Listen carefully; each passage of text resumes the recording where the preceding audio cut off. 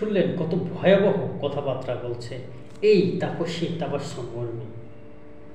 একেবারে বলা চলে যে কোটায় চাকরি নেওয়া এবং আওয়ামী লীগ সরকারকে গুলে খেলে যেটা হয় ঠিক তেমনটাই। আপনারা পিনাকি ভট্টাচার্যের বক্তব্যটা শুনছিলেন, তিনি বিস্তারিত তিনি বিশ্লেষণ করে জানাচ্ছিলেন।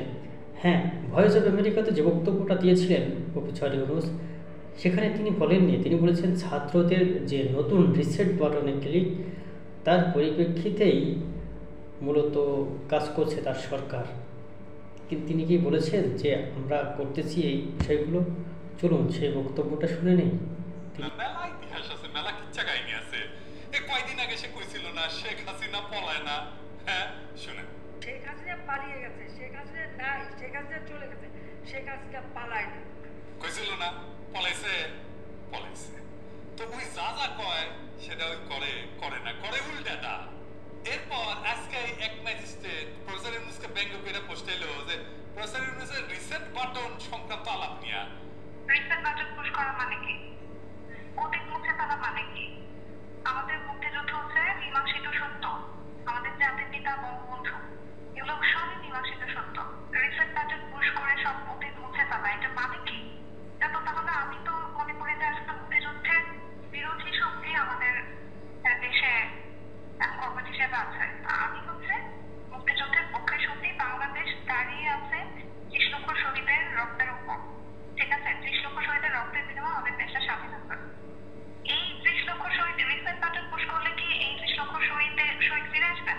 এসব বিষয় এগুলো সবই তদন্ত সাপেক্ষ। চেতনাবৃত্তি গণহত্যা, যেটা মানে আমি কোর্টের করতেছি, গণহত্যা যেটা বলা হচ্ছে জুলাই মাসে গণহত্যা, এগুলো সবই তদন্ত সাপেক্ষ, কিন্তু মীমাংসিত সত্য না, এখন পর্যন্ত প্রুফ হয়নি তো, ঠিক আছে? এটা প্রমাণিত হোক, তারপর দেখা যাবে সত্য। কত বড় ভয়ঙ্কর কথাবার্তা! জুলাই গণহত্যা নাকি গণহত্যা বলে প্রমাণিত নয়?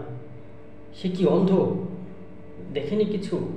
নাকি এমনভাবে আওয়ামী লীগ সরকার তার অন্তরে মোহর মেরে দিয়েছে যার কারণে হয়ে উল্টাপাল্টা বক্তব্য দিচ্ছে?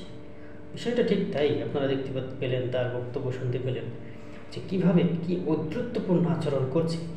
বর্তমান সরকারের দায়িত্ব পালনকালেই এমন বক্তব্য দিতে পারে, এই দুঃসাহস মূলত এই অন্তর্বর্তীকালীন সরকারের উপদেষ্টাদের কারণেই।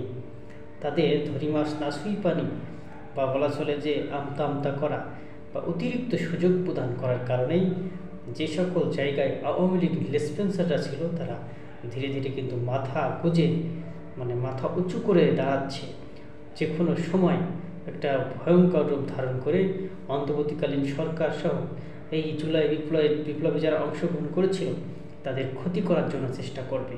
এই জন্য সবাইকে সজাগ থাকতে হবে, সবাইকে কাজ করতে হবে একযোগে, নাহলে যে কোনো সময় বিপদ ঘটিয়ে দিতে পারে এরকম কিছু মূর্খরা। একটু মূর্খ বললেও ভুল হবে, একেবারে মাথায় ঘিলুহীন একে বলা চলে। কী কথাবার্তা বলল ডক্টর প্রফেসর মোহাম্মদ ইউনূস, আর সে কি বলে? আপনাদের মন্তব্য জানতে চাই।